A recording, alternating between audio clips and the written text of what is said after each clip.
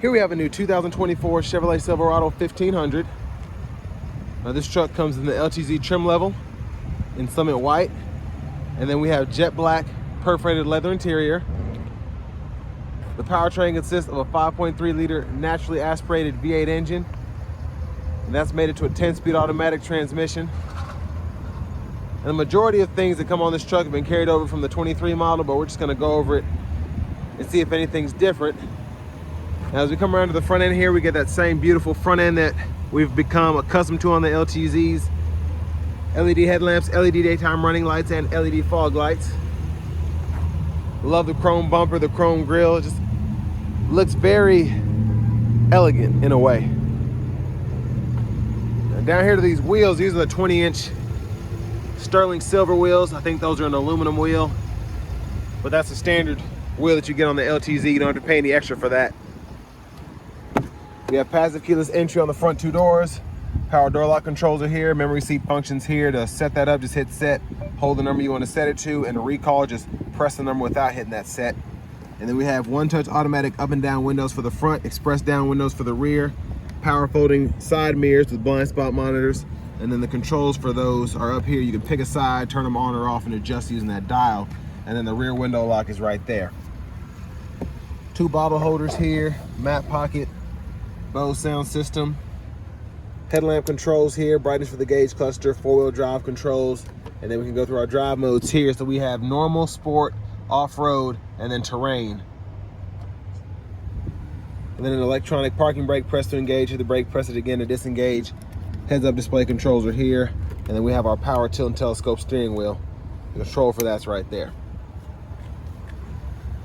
And here we have the power driver's seat with two-way power lumbar support.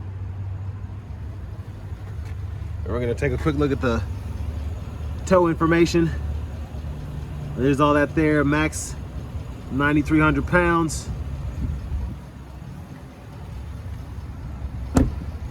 But I wanna give a big thank you to Chevrolet Buick GMC of Murfreesboro for letting me review this truck today. I'll leave a link below to it in the description. And I'm just gonna get over this so y'all can see the packages that come on this LTZ in particular. And then this one stickers right at $66,980. But I have that seat up front adjusted for someone of my size, being 6'3" per usual. Let's check out the legroom. If I'm sitting behind myself, tons of space, of course, headroom, legroom. Seat back pockets are on both sides. We have 3-stage heated outboard seats, then a USB-C and a USB-A charge port with our rear AC vents. Fold this seat down. Bottle holders are here. We have the rear reading lights that are LED, and then we can hang plenty of hangers here if we need to, very sturdy, if you have shirts or uniforms that need to be hung up. Behind the seat here, storage, and under the seat, pull this up, and then this has the under seat storage box, so just pull up here, and then we have all that space there.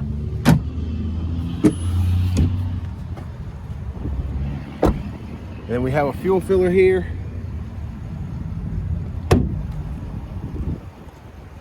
And then as we come around to the back end, we have the LED tail lamps, tow hitch, spare tire. And then with this being an LTZ, we have the power folding tailgate.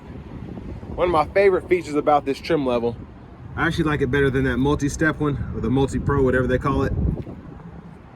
We also have the spray-on bed liner option. And then that lifts up all by itself. Now over here to the front passenger side, we do have power there, as well as two-way power lumbar support.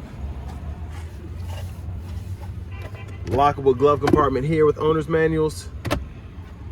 And we also have a top cubby here for additional storage.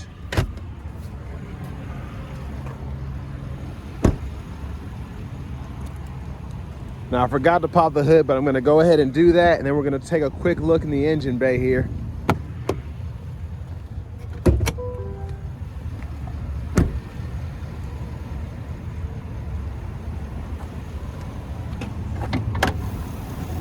And it's mostly covered up, but there's that 5.3 liter V8.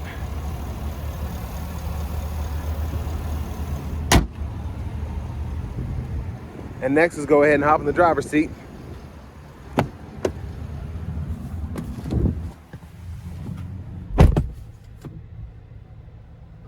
So I'm scooting the seat back so I can get this wider angle here. There's a horn there, leather wrapped steering wheel. We can heat right there. Now over here, I believe this is a 13.4 inch screen that we get AM, FM, XM along with Bluetooth audio with. And then we have wireless Apple CarPlay, wireless Android Auto compatibility as well. Alexa, Google News, podcast. We have the maps, which we can go through all the prompts and set that up. That does have to be under a subscription, but at least you get the full features. And that's what comes on that side menu there. To pair your phone, pretty easy to do. Hit phone, manage phone, hit add, and then it walks you through with directions, but all you have to do is go into the Bluetooth settings of your phone and then just pull up the device there, and it again walks you right through it. And we have dual zone automatic climate controls. We also have 3-stage heated cool front seats. Now the climate controls can be done with the screen here. It's pretty fast, pretty intuitive. But then you also have the knobs and buttons down here, and again the 3-stage heated cool seats buttons are on either side of the main climate controls. And then for the settings, you can go in here and toggle your connections, your vehicle settings, which include rear seat reminder, teen driver, buckle to drive. And then within the system settings here, you can change your language right there. And then for trailering, we have all of that there, so you can use a guest trailer or whatever, and then walks you through the cameras you can set up, the lights. And then we have our backup camera here, front camera here. And then as part of the, I forgot which package it is, but I think it's the technology package. You get this bed view camera here, which is one of my favorite features.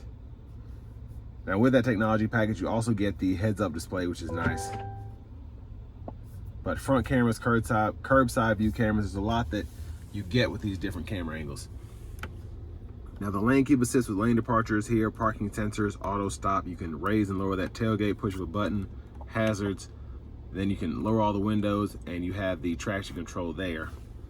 And trailer brake controller, volume knob, and then, sorry about that, you can mute by clicking, and then you have a quick shortcut for the home button if you don't want to use the touchscreen, which I like having. Now there's the USB-A and USB-C port, storage, bottle holders, and then for the shifter, hit the button on the side, tap down for drive, and then you can tap without the button on the left side for low gear, and you can manually shift that low gear using the paddle shifters, and it'll show you what gear you're in right there. And then you can toggle up for neutral, and then hit the button, pull all the way up for reverse, press P for park. Center console cubby space, wireless charging pad, USB-C and a USB-A input, and then we have the 120 volt 3-prong plug in there. Removable tray. And then these are the controls for the universal home remote. You can slide or tilt that sunroof open or shut, and then we have the power sliding rear window toggle there, and I'll show you that. There's a view of the back seat. And I'm gonna go ahead and push the sunshade back, and then we can one touch slide that there, and it'll go all the way back.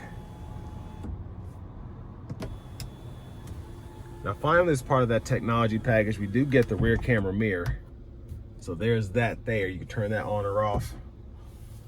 And then the vanity mirror, I like that we have the premium lights in the actual mirror there.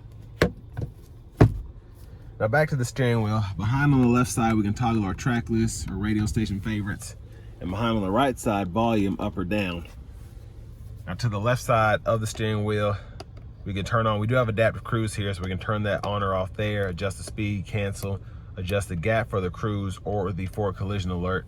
And then over here we have the voice recognition, mute, and then you can go through your gauge cluster using this as a check. You can scroll up or down here and then scroll through the sub menus there.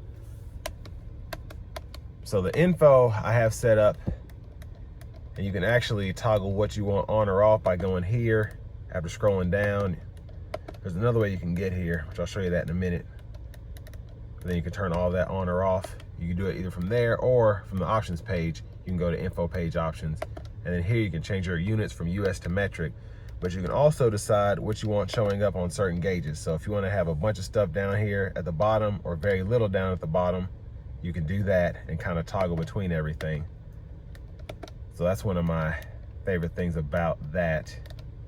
So I like to have the drive mode enhanced there, and then on the left side, I like to have the fuel economy average there. That's just me, but you can, again, set it up any way you want. Then windshield wiper controls right here, one time, off, intermittence, low, high, and then hit that for the front wiper fluid. Auto high beams can be toggled there, and then when the headlamps are on, you can toggle your high beams there and then flash there. For that heads up display, we're gonna zoom in there. You can change what you show on the info there, and then you can also raise or lower it and adjust the brightness as you see fit.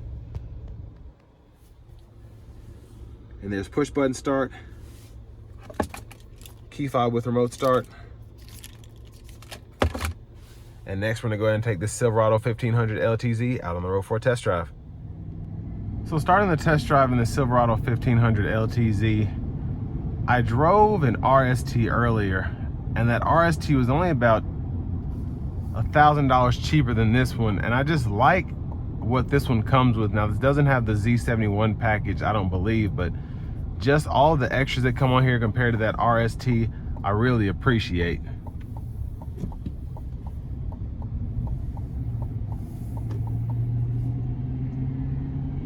So having the heads up display is nice, and just how everything kind of flows here, and having this heated and cooled seat, I would definitely take this over that RST that was loaded out that I just reviewed earlier. But again, a big chunk of that price was the Z71 package, and I don't think I necessarily need that.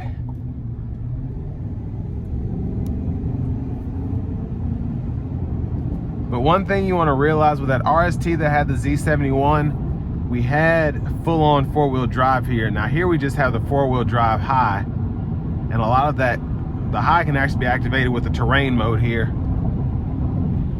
But we have it in sport. We're gonna give it a little throttle, and then set the adaptive cruise on. But the sport mode just gives it a little more pep there. Keeps it higher up in the gears, or lower in the gears, I mean, so that you have power on tap with this 10-speed transmission. Now with these 20s, I'm feeling just a bit of the road in the floor and in the steering wheel. Not enough for it to actually bother me, but it's just something I'm noticing. Wind noise is pretty good in here. You can hear it, but it's not intrusive at all, not bothersome. And then the ride quality overall is just floating down the interstate here. And you can expect to get the 15 miles per gallon city, 19 highway that the EPA estimates, as was shown on the window sticker. I don't know if you all could see that or not. But brake pedal feels good. I'm gonna lean this seat just a little bit more. It's not necessarily my ideal driving position, but I wanna get that wider angle so y'all can see everything, or see as much as possible. Now, one thing I like about the V8 is it has plenty get up and go.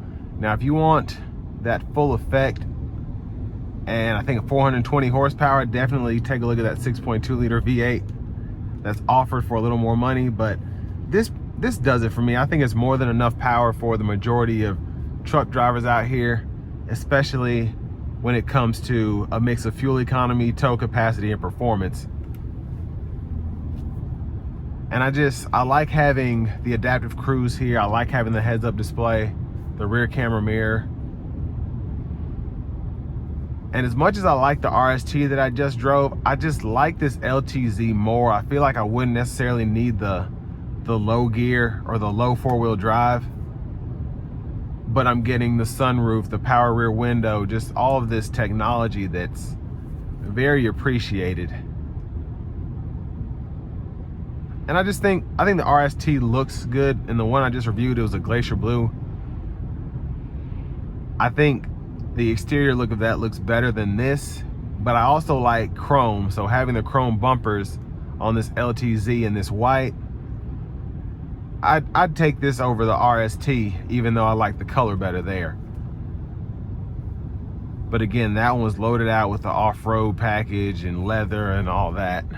And all of that was optional. But this here, I just feel like you get more for your money.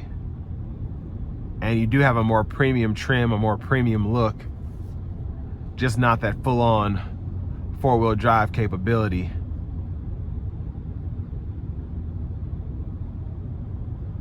Now, compared to an F-150 Lariat, I think this can go toe-to-toe with that all day, especially with this new updated interior from the past couple of years.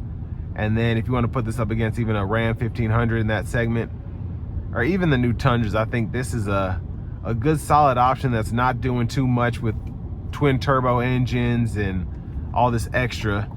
You just have this dynamic fuel managed 5.3 liter V8. But with all that being said, this will bring me to the end of my review of this 2024 Chevrolet Silverado 1500 in the LTZ trim level.